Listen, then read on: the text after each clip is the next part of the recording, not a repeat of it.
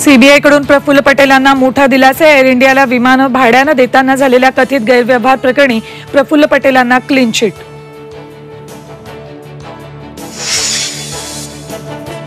शरद पवार आज सातारा दौऱ्यावर। सातारा आणि माढा लोकसभा मतदारसंघातल्या कार्यकर्त्यांच्या बैठकीला लावणार हजेरी।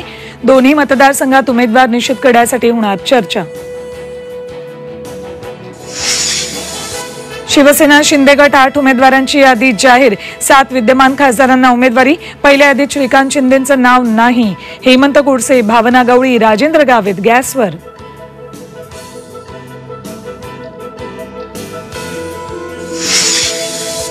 अमरावतीत नवनीत राणांपुढे मोठं आव्हान। बच्चू कडू राणांविरोधात उमेदवार देणार, तर मुख्यमंत्र्यांनी सांगितलं तरी नवनीत राणांचा प्रचार करणार नाही, अडसुळांचा निर्धार। सोन्याचा भाव 70,000च्या पार। 24 तासात सोन्याच्या दरात 2,000ची वाढ।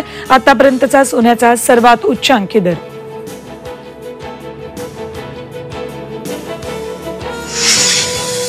आणि पुणे सातारा महामार्गावरील खेड शिवापूर टोल दरात 1 एप्रिलपासून 2.5% वाढ। हलकी तसेच व्यावसायिक वाहनांच्या टोलमध्ये 5 रुपयांची वाढ।